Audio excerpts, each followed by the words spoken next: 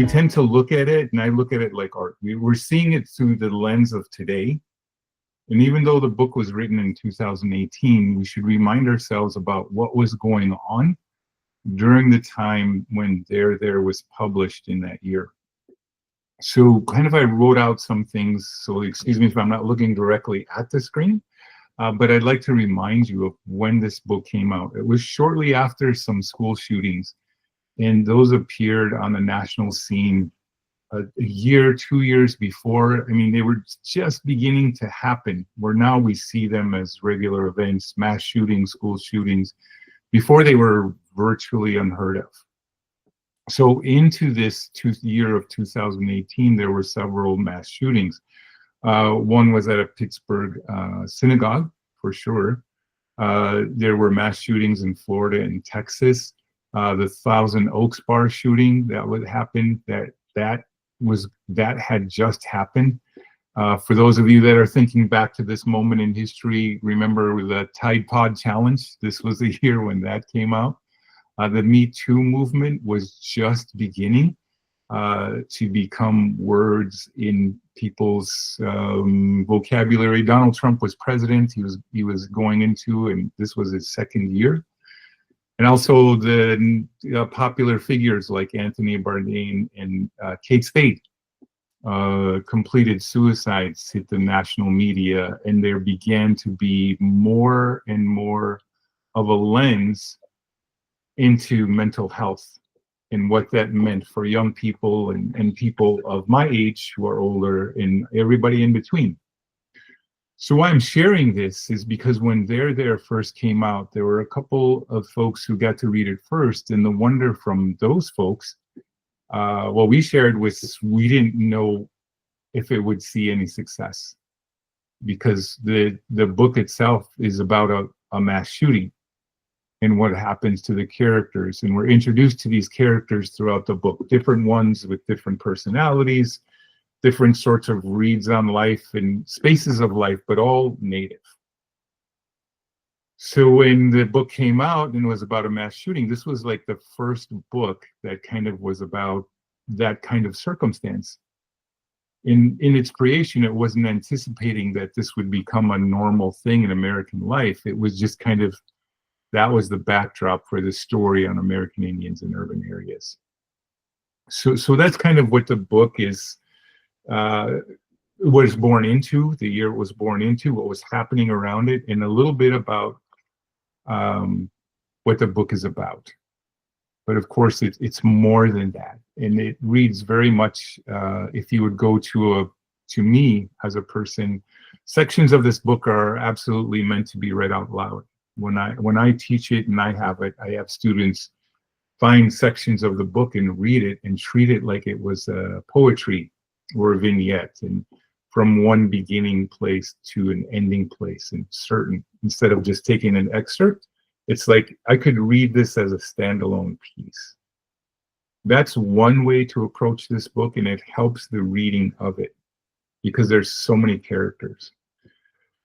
So I'm going to stop right there, and hopefully you're with me, because I want to talk about the culture and history of Native American people, and that will give us a backdrop. And what I'm going to tell you isn't contained in the book, and what I'm going to share with you isn't contained in the book. It's about what historically happens before the book is written and what informs the people of the book. I think when it comes to reading about marginalized populations, meaning in this particular case, American Indians, we need to have a pretty good handle on what was happening in Native history. Well, unfortunately, I had prepared a PowerPoint and I'm not getting it able to work. I am able to see it on my home screen. And what I wanted each of you to hear was, and I'll be reading this for you, and I can see the images, but I'll be reading it for you because I want you to understand kind of an American Indian mindset of one tribe. Now, please remember, there's 574 federally recognized tribes in the United States. Over 200 more are not recognized by the federal government, but are tribes. They're just not recognized by our United States. So no one person can speak for all of that diversity, all of those different languages, and all of those different tribes. In Wisconsin, the example is we have 11 federally recognized tribes and bands located right here in the state. So for any one person to represent the diversity, it's really difficult. And I don't want to get into a place where I'm stereotyping. What I do want to talk about is some things that we as Native people have in common. And one of those things, and the book is kind of speaking to this a little bit throughout its pages, is we all come from somewhere, right? And so to help guide you through what I'm going to share with you, I'm going to ask you, and you can write it down or you can just think about yourself. There's these 4 major questions in life that we often go through. And in reading any book, I find it helpful to understand characters. There's that question of where do we come from, right? Meaning what makes me who I am? And that informs me and how I am. We're not built as individual people, not informed by culture, not informed by our parents or lack of them. How they treated us certainly helps form us. But where we come from is a major question. And a lot of books deal with that. Some books just drop you into the character and it doesn't matter where they come from. There is all about each of these different characters and what formed that person into the person they were. So what we want to know is we want to embrace that first question of where do we come from? Where do you come from? Because I'm asking you, and we'll go through a little exercise in a little bit about how that works. How do I know where I come from? Because the characters are coming from a very different place. So question 1, again, where do we come from? The second question that we can talk about is where are we going? You know, that eternal question of where we are. Where are we going? How will we know when we get there, when we arrive? Do I know what to do with my life? Maybe I'm in flux between one point and another. I'm at a juncture in my life and I don't know what the future holds. How will I know where to go? When we have so many people talk about, well, to know where you're going, you have to know about where you've been. Right? And so many of us don't know how to do that. We can talk about our life story, but can we tell the life story of our ancestors? That helps us a little bit, a lot in some cases. But to know where you're going, you should know where you've been, both culturally, historically, physically, right? So kind of going through that helps you inform your future. So that question about where we are going, right? There's another underlying question, which is about the and this is all leading to the last question, right? But where do we come from? Where are we going? That other kind of question that I'm talking about is, what is my purpose? What am I doing here in this place? Why am I here? Why am I present in this place?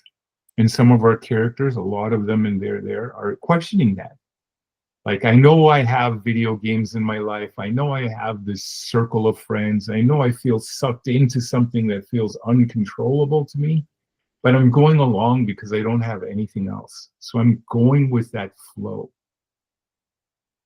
But of course, there's more to our lives than that. That idea of what is my purpose, that informs like a lot of kind of where am I going to go? If you know what your purpose is in life, that'll help form that question. If you know where you came from, you kind of understand about, I came from that. So I know that my purpose hasn't been informed by what used to be. All of this stuff kind of rests on this larger question, which was, who am I? And there is all about mining that question of who am I? Am I Native American? Am I Mexican native? Am I from the city of Oakland? Am I disjointed from my past? Do I romanticize my past too much, too little? Do I know enough? Am I enough in this life? Right, so there is looking at all of these questions from very different perspectives of younger people, older people, different places of life. So the 4 questions again: where do I come from? Where am I going? What is my purpose? Who am I? Understanding those 4 questions will help clarify what this book is about. So what I want to do now is inform one of those questions, which is, where do we come from as Native people? And one of those ways that we do that from the people I descend from, and that's Oneida people or Oneotiaga. We are originally from New York, moved here or removed here from the New York area because of all of the land grabs and the land taking by the United States, private citizens and so on. There wasn't enough land anymore for Oneidas to reside on in the number that they existed. So many of them moved here to Wisconsin. We're talking about the 1860s. Okay? That's those first, they're coming in, but with them is coming a culture. With them is coming an understanding. And what I mean by that migration, some of us choose to migrate, some of us are forced to migrate. But in that migration, sometimes we lose things. Other times we embrace things. Please remember that they're there. When you're reading about it, it's about American Indians in the city. And a lot of people don't think that or see us in the city. Urban areas across the United States. We'll get to why that is in just a moment. But I want you to understand that we all come from a place, we all acknowledge that place, and usually we can get that from our origin stories, or we can get that in religions of what is important to a people. So I'm going to recite for you kind of in English, what we call the Thanksgiving address, or the words that come before all others. So if after all this kind of conversation, you'd like to just kind of close your eyes a little bit, just kind of relax into that chair or that couch that you're in. I want you to imagine this being said in our language, but of course you'll be hearing it in English. And this is what we do, and by we, I mean Oneida folks, when they gather together in any kind of crowd, be it urban or other places, and there's a traditional presence. We begin with the words that come before all others. We remind ourselves who we are as Native people. That's what you're about to hear. So just kind of relax, ease into it.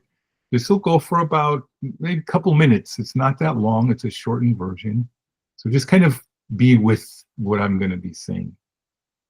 And this is how it begins. The people were very strong in their beliefs and their ways. Our Mother Earth takes care of all lives. Grass carpets the earth. Strawberries are good medicine that helps all the people. Tobacco, the head of all medicines here on earth. Three sisters are the leaders of all foods here on earth. Medicines here on earth were left for all Oneida and other Indian benefits. Deer here were left. They are also the head of all animals, and also the reason here they stay to help the Oneida. Maple they gave us for syrup, a medicine in the spring to give thanks for all the trees. Water they give us strength, also a good life. Water gives us strength to live. The winds bring the changing of the seasons. Birds, their songs they use to lift our minds when we are sad.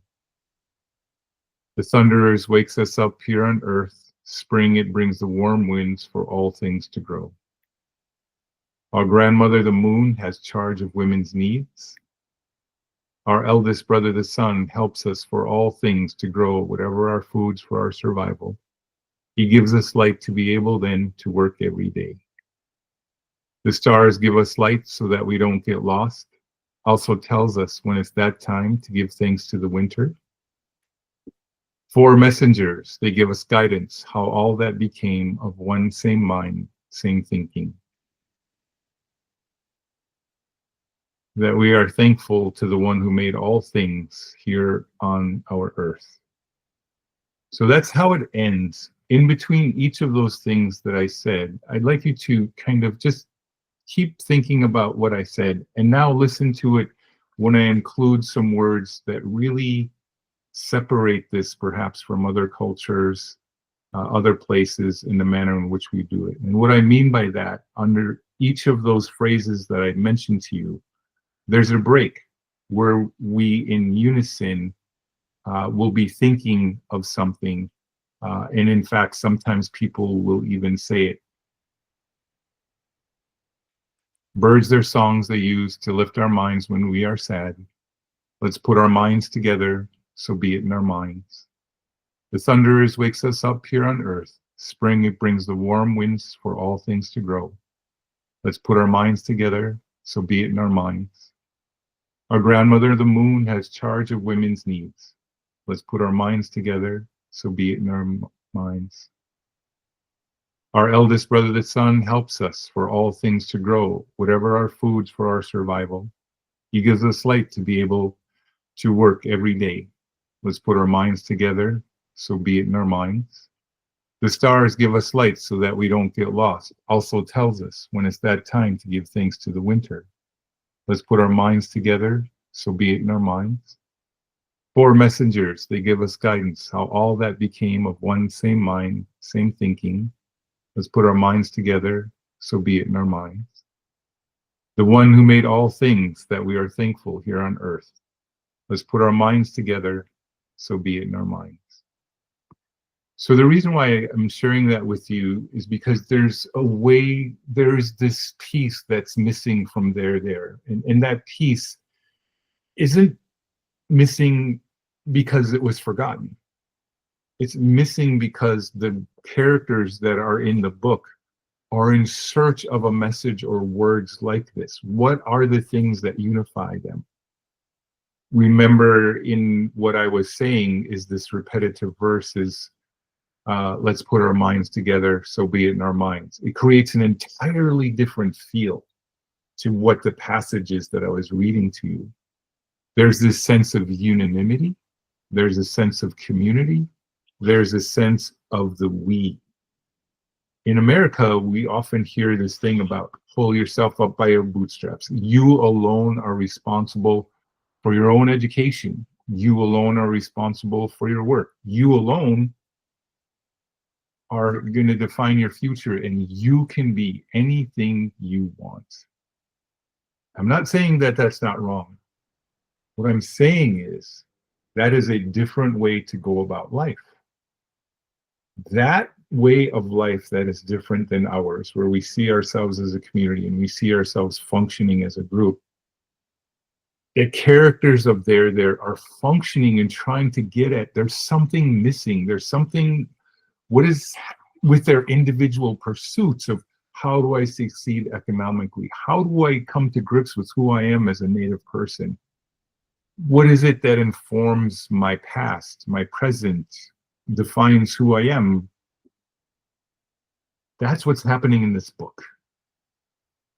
Because we as Native people have been separated from that, and largely on purpose, to be Americanized by a country that wants to make us into individuals. Like, think about it this way. The Constitution of the United States, and we often think, well, all those laws under the Constitution apply to all of us equally. And of course they don't. When the United States Constitution was written, African Americans were left out of it, if mentioned at all, and they were mentioned. Native Americans in the Declaration of the Independence were talked about as merciless savages. So when we talk about let's go to the original meaning of the Constitution, for many of us as a people, we look at that and think, are people really meaning to take us back to the original meaning of the Constitution and the framers of it? But if so, where's our place then? That journey between that place and today has a historical pathway forward. And in there, what I wanted to do is really center about Native American history so you can better understand the book. And I'm just going to go for a few more moments in the presentation that I was going to give you. And I'd like you to be thinking about some of the historical disconnects, because many of you haven't learned about the history of Native American people. You haven't learned about value differences that inform Native people. You haven't learned about kind of generational views of Native people that are really quite different and informed by the space that we live in today. We're not really informed by that Native people largely in the book of They're There come from a place where they don't have a lot of resources.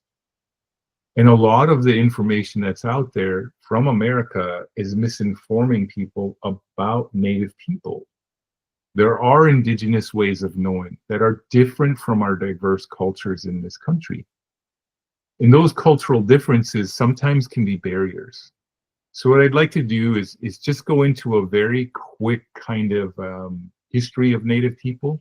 And I'm going to do this within about like 5 to 7 minutes of going through about 54,000 years of history, but it'll help you understand the book a little better. So please, again, remember that at one time, scientists and people who look at the history of our Great Turtle Island or continents believe that American Indians were between 80 and 110 million people. And in thinking about that number, we need to remember that by 1800, there were only 350,000 of us left.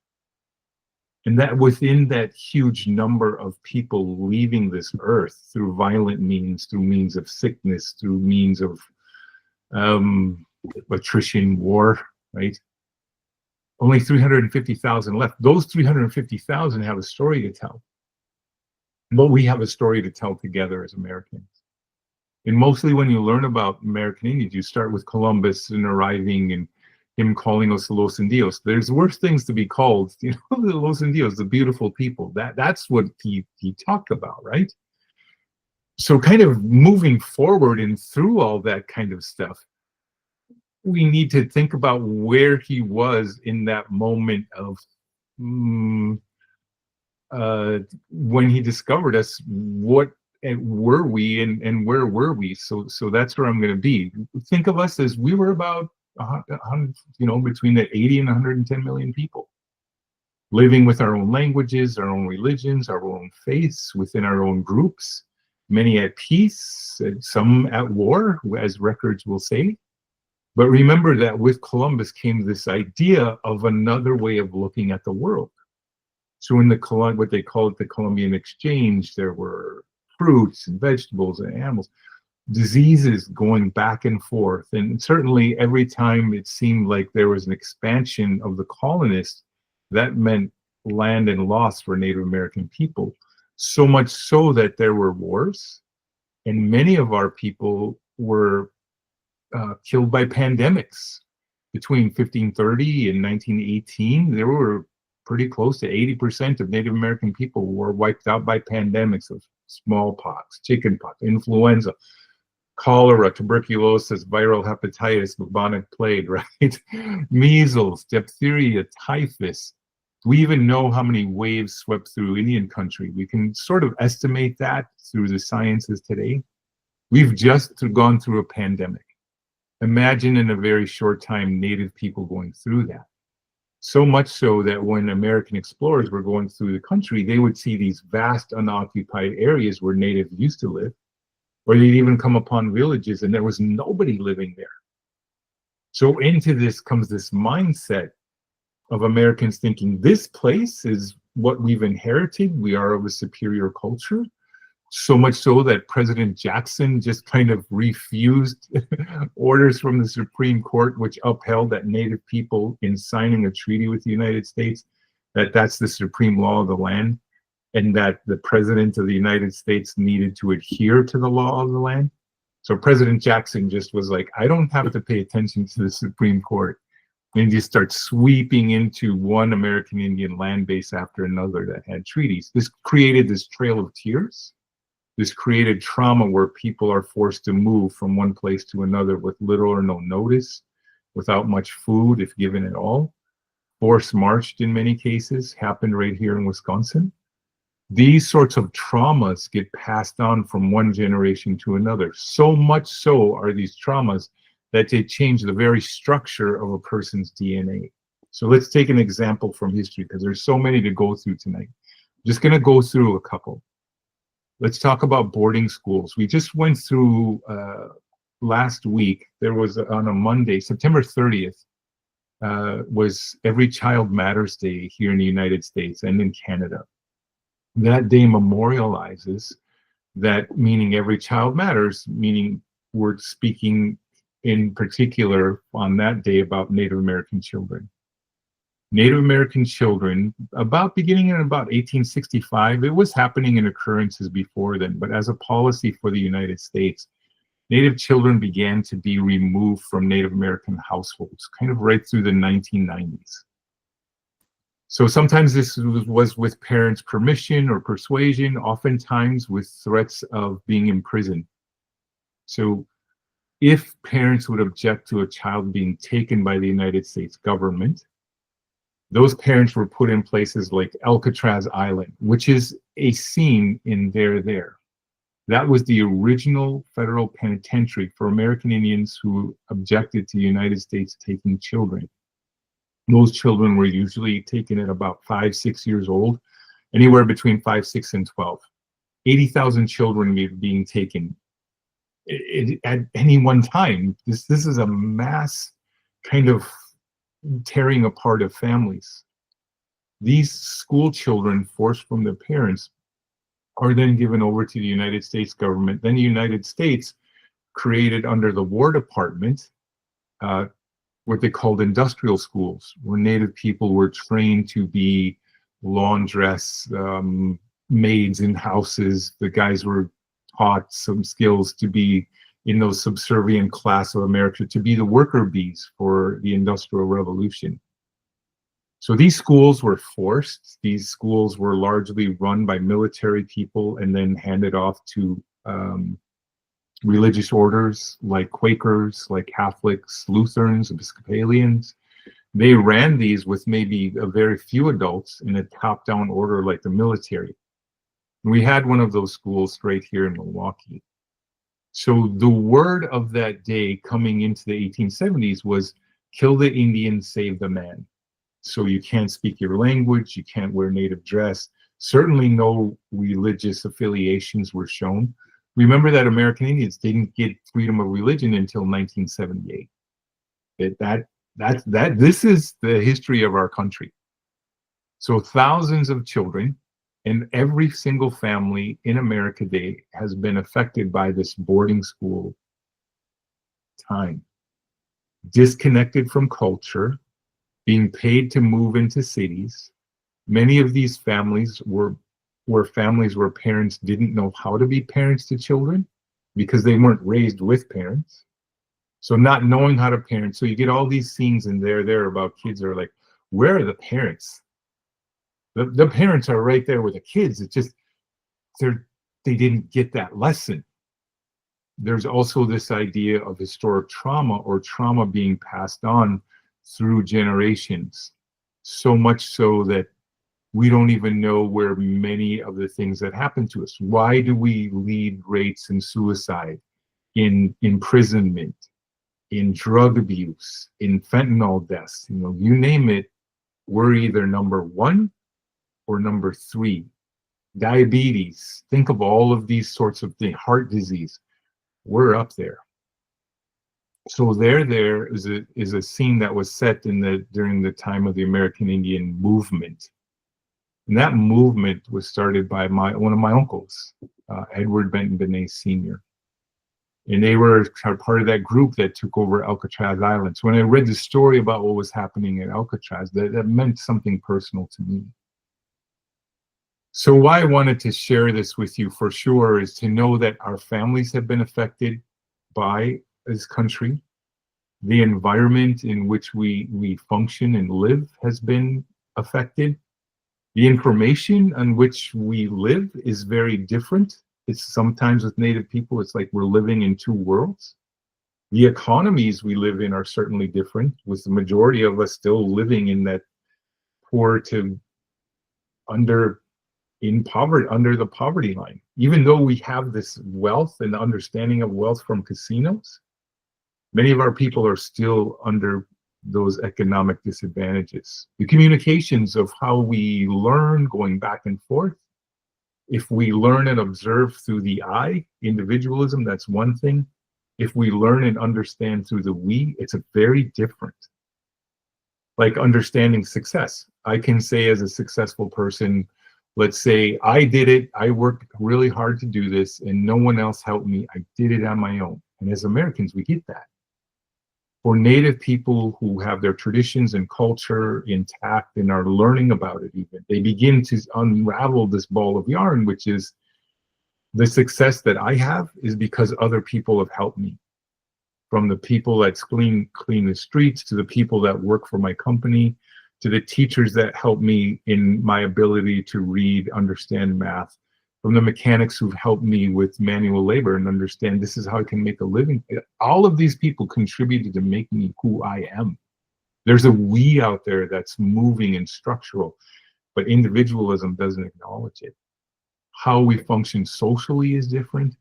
The cultural holidays and ceremonies can be different. Sometimes we need to rediscover them, and when we rediscover them as they exist, like Feast of the Dead.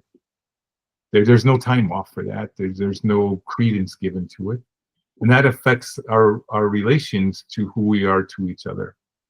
So all of this is kind of informing this book. There. That is the backdrop to this book. So when we're picking it up under the understanding of a young person kind of coming into their kind of adulthood at a time when TV screens were the rage and they were square, right? When we had 3 different networks, maybe an independent one available to us. And that TVs actually would stop broadcasting electronic signals in our understanding of the world at a time at night, like 2 to 1:30, 2 in the morning. And then they would often go into a holding pattern with a sound, a hum, right? And that hum would most often be accompanied by an image of a native person, where there were circles around that native person, and it looked, as in the book there, it's like there was a bullseye, a gun target on that native person. And that was informing this young native person who is in this book. So what I wanted to do with my 45 minutes, because now we're going to go into some conversation about the book. I'm going to ask that you can ask questions about it. I'm a little familiar with the book. And if there's a section that you wanted to read or that really affected you, this is that time, because this book is a window into most American Indians. Again, not many of us live on reservations. Most of us live off reservation, over 72% of us, like moving into that 75th percentile. And with 3/4 of us living off reservation, a majority of those live in cities. So what does our culture look like? There is trying to answer that question. And I would end by saying this. Remember in my opening words, when I said the words before are all others, there was this thing about the birds, their songs they use to lift our minds when we are sad. There ends with this passage. And I'll begin with me reading it. So this is after a shooting. There's a person who's laying on the ground. Tony is back on the field. Every hole is a burn and a pull. Now he feels as if he might not float up, but instead fall inside something underneath him. There is an anchor, something he's been rooted to all this time, as if in each hole there was a hook attached to a line pulling him down. A wind from the bay sweeps through the stadium, moves through him. Tony hears a bird, not outside, from where he's anchored, to the bottom of the bottom, the middle of him, the center. There is a bird for every hole in him, singing, keeping him up, keeping him from going. Tony remembers something his grandma said to him when she was teaching him how to dance. You have to dance like birds sing in the morning, she said, and showed him how light she could be on her feet. She bounced, and her toes pointed in just the right way, dancer's feet, The answer is gravity. Tony needs to be light now. The wind sing through the holes in him. Listen to the birds singing. Tony isn't going anywhere. And somewhere in there, inside of him, where he is, where he'll always be, even now it is morning. And the birds are singing. That's writing.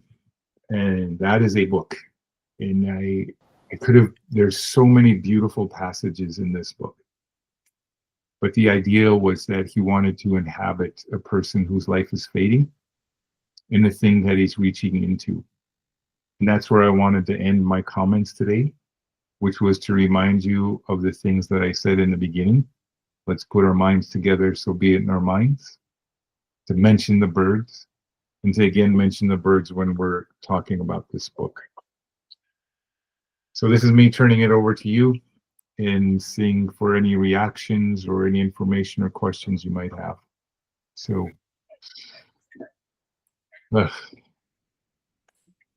Thank you. Thank you very much.